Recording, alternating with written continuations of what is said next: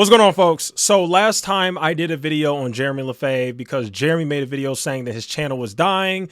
He's lost a lot of views. He has several 100,000 subscribers and he's struggling just to get 30,000 views on his YouTube channel. And everybody enjoyed that breakdown. So I started looking at other finance channels and I decided, you know what, let me go ahead and break down some of these other channels as well. And as a matter of fact, after I made that Jeremy video, I actually had I'm not even joking, guys. I actually had other YouTubers reaching out to me after I made that Jeremy video breaking down why he's not getting views. Other YouTubers were actually reaching out to me, and I'm talking about YouTubers that have a way bigger following than me. And they were like, dude, your advice was spot on. Like, can you give me some tips for my channel? I'm not joking. This happened with like at least 2 or 3 people. Like, it was pretty dope. But I just wanted to go ahead and talk about this as well because I feel like as someone who is a YouTuber himself, I also study YouTube a lot. And I pay attention to the new age of YouTube, right? And I also want to tell you guys that in this video, I'm going to explain to you guys why these guys' channels dying is actually a good thing, right? Because I'm going to be honest with you. A lot of these guys whose channels are dying, I actually think it's a good thing. I really do. So let's just go ahead and get into it, right? So Stock Up with Larry Jones was a very popular YouTuber. If we go to popular, there was a time where this guy was getting hundreds of thousands of views. He only has one video with 1 million views. And you'll typically see when you look at people like Jeremy or Meet Kevin or Larry Jones or some of these other big channels, In the Money Adam, their #1 videos, their highest view videos that have millions of views is always these types of videos. It's always stock market for beginners, part 1, or how to become a millionaire. And you always notice that when they were making these videos, it was either in 2020, which this video says 2 years ago, or it was in 2021. Well, why is that? Well, because there was so much money flowing with these stimulus checks and unemployment and PPP loan and the SBA loan. I don't know. They're all kind of loans that people are getting and getting forgiven. Well, people thought that there was really a path for them to take that free money that they made from the government and become a millionaire from it. That was the talking point. That was the main theme that led everybody to the stock market. Everybody got sold this ridiculous dream that you're going to be able to turn your $1,400 stimulus check into $50,000, your $20,000 PPP loan into $1 million. And that's why all these guys have these big, these views and things like that. And I'm not even knocking it. Some of these videos are actually good content because these guys are given the step-by-step, very digestible, very easy, 3rd grade reading level type of language. They're not using all these big nerdy words. They're talking to regular Americans and it's working. But now what we have seen is the same effort that these guys put into their videos to grow their channels. That effort just isn't there anymore. All of these guys have become the exact same channel. Jeremy Lefebvre, Stockmo, Larry Jones, all they're doing is they're listening to CNBC all day, or they're reading a few financial articles from the Financial Times or Barron's or Bloomberg, and they're just regurgitating it. And they are putting their opinion to it. They're adding a little spin, their opinion. That's all they're doing. But it's like, is their quality better than CNBC? Are they smarter than CNBC? Are they funnier than CNBC? Are they more entertaining than CNBC? If the answer is no, why would you continue to watch them? The only reason why people watch them in the first place is because they thought that these people would make them millionaires. Well, it's been a few years now. And what happened? What happened was nobody became a millionaire. That's what happened. People were told millionaires will be made this year. I promise you, Stockmo, Keenan Grace, all these different people, they literally told people that millionaires will be made this year. They said that back in 2020 and 2021 and 2022. And what happened? Nobody ever became a millionaire. So what happened? Slowly but surely, their views just start to drop and drop and drop and drop. Some people think that what me and Strongman Personal Finance didn't really work. But now I'm kind of starting to realize that it actually did work. Us calling these people out, I think, kind of worked. And maybe we don't have the biggest followings and we don't get all the comments, but I think a lot of people resonate with us. And even if people didn't see our videos, I think a lot of the viewers of these fake channels, these idiots who don't know anything, I think a lot of the viewers came to the same conclusion that me and Strongman came to years ago without watching our videos. I think they realized that these guys are frauds. These guys don't know what they're talking about. They told me I'd become a millionaire. They told me I would turn my stimulus check into $50,000. But all I did was lose my money. All I did was lose my stimulus check. I never made any money. And now these guys' channels are dying. And I think it's great to see. So even look at Chris Sane. Look at this. This is pathetic. He has 473,000 subscribers. He can't even get 20K. He can't even get 20K views. Look, 13K, 17K, 11K, 12K. This is pathetic. This is awful. Look at Stockmo. And by the way, I hate Stockmo. I think Stockmo is actually like one of the worst on YouTube. Like seriously, like should probably be in prison type of thing. Like he's just a slimy, devilish. He's a really evil person. He's such a grifter. It really bothers me. But this video isn't about that. Stockmo could barely get 30K views. He could barely get 20K views. Look at that. He's even got videos that have 7K views. That's terrible for a channel with 595,000 subscribers. Keenan Grace is in the same boat. Almost 500,000 subscribers, not really getting any views. The question is, what's going on here? It's a mixture. There's no value being provided. People woke up and realized that you guys don't know anything. There's no good content being provided. And it's always funny. I laugh at Larry Jones the most because Larry Jones always makes this thing and says, I truly believe that I was ordained by God to do this. I was born to preach to the masses about finances and stocks. Oh, okay. Well, God must not have your back that much because you went from getting 300,000 views a video to now you can't even get 20K views a video. So much for all that God talk, you know, because that's what he does. He tries to use religion to make it seem like he's some prophet of finance or something when in reality, this guy doesn't know anything. And it actually makes me happy. So I want to say I'm really happy, even though my channel was not at 100K subscribers and nothing like that. That's fine. What makes me happier is knowing that a lot of people have woken up to the fact that all of these guys are frauds. Now, let me show you a difference, okay? Let me show you a difference because some of you guys might say, well, everybody in finance is going down. Yes, the views in overall finance are going down, but let me show you guys something very interesting. Let's look at somebody named Tom Nash. So all the guys I just showed you, they all have about the same subscribers. They got anywhere from 480K subscribers to 595,000 subscribers. But I want you guys to look at Tom Nash. Tom Nash has 284,000 subscribers. Now let's go ahead and look at his views. 46K views, 34K views, 45K views, 27K, 41K, 37K. He's getting way more views than people who literally have 2 times the amount of subscribers that he has. Why is that? Well, Tom Nash has figured out a way to still provide at least some value. And again, this isn't necessarily my opinion. I'm just looking at this objectively. The fact that his views are still really, really good for a channel of his size tells me that his viewers think that he's still providing value. That's why they haven't stopped clicking his videos. Clearly, his videos are entertaining enough. They're engaging enough. And he's found a way to resonate with his audience enough where they come back for more. Because that's what YouTube's about.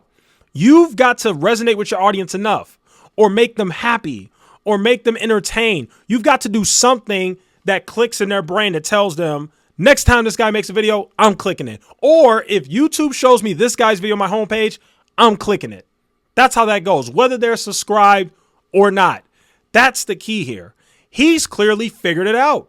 His views are pretty good relative to the amount of subscribers he has compared to the other channels who are literally dying. So now where do we go from here? Because I've heard people say that when the bull market comes back and stocks are going to the moon, a lot of these dead channels like Chris Sane and Larry Jones and Stockmore are going to come back. I disagree. Here's the reason why I disagree. I think the next time the bull market comes back, we don't know when it's going to come back, but I think the next time that the bull market comes back, there's going to be a new game. There's going to be a new creators. There's going to be a whole new league of new creators who are in the finance space, who are bringing more value, who are making way better content than the grifters, who are a lot more engaging, and who are putting in a lot more effort into their channels. There are more people that are becoming YouTubers than ever before in history. Every time I look up left and right, there is a new YouTube channel with 500 subscribers that has excellent editing, excellent thumbnails, excellent content, and is putting a crap ton of effort behind their videos. So when the bull market comes back, what do you think is going to happen? You think the people are going to watch the old guys who are just turning on a camera and are just regurgitating what they're seeing on CNBC or repeating a Bloomberg article? And on top of that, have the nerve to be boring and put in no effort recording videos in your freaking car, recording videos of you outside, not even no presentation, not even throwing in any jokes, not even dressing up a little bit, not even in the studio anymore, just being downright lazy. Why would anybody watch that garbage? No, when the bull market comes back, everybody's going to go, or at least whoever the new people end up being who get into finance, they're going to go to the high quality channels. And trust me, there's going to be some. They're going to pop up. There's already some popping up now. There's a few new ones I've seen that are popping up, but trust me, more and more are going to pop up because the younger generation, these new kids who are getting into YouTube, they understand the new era. It is quality over quantity. That is what YouTube has come to. Now, that doesn't always mean that you have to have fancy editing. I made this very clear. There are even new people on YouTube right now who are very successful and do not have all this fancy Mr. Beast editing and these clickbait titles. But you know what they're doing that separates them? They're putting in effort. And at the end of the day, they're making good content. With these channels right here, not only are they not putting in effort, but the content is horrible. The content is hot freaking boo-boo. And you can't expect to continue to do well on YouTube when your content is trash and you're not putting in any effort. But this is good for finance because I'd argue that these guys should have never blown up in the first place. They only blew up because they came at the right time. Sometimes in life, part of success is just timing and luck. And that's what happened with these guys. It was timing and luck. They never had talent. They were never good YouTubers. They were never stock gurus. They never knew what they were talking about when it came to your finances and what to do with it. They just got lucky. They came in the stock market in 2020, right after the crash, when everything went up, when everybody was buying everything, when money was flowing like crazy, the land of milk and honey. It was just prosperity everywhere. Well, those days are over now. I don't think they're ever going to come back. Maybe in another decade. But again, even if we get another bull market, these guys are not coming back. And it's great to see because what you're going to see now, guys, is eventually these guys are going to lose patrons. I bet you they already have. I bet you they have already lost patrons. But let me tell you what's going to happen. Once the YouTube ad revenue dries up and the Patreon money dries up, what are these guys going to do? Because they've already spent the money. Larry Jones said he paid off his house and bought his wife's Cadillac truck and bought him a new truck and bought his cousin a truck. And he already spent the money. What do you think about Stock Mo? Stock Mo flexed one of his cars in his video. He bought like a Porsche GT 95, whatever. These guys already spent the money. So what's going to happen when the channel dies and people start leaving the Patreons or people aren't buying the courses or whatever their grift is? Because it's going to happen. It's going to slow down. People are going to migrate to the people with better content who bring better value and who are smarter. It's going to happen. And what's going to happen to them? Larry Jones is going to have to go back to Uber. Stock Mo is going to have to go back to teaching, making $40K a year. Keenan Grace is going to have to go back to the post office or whatever the heck he worked at. Chris Sane is going to be back at the freaking, I think he worked for like a community college or something. And Jeremy's going to go back to the gas station. That's what's going to happen, I'm telling you.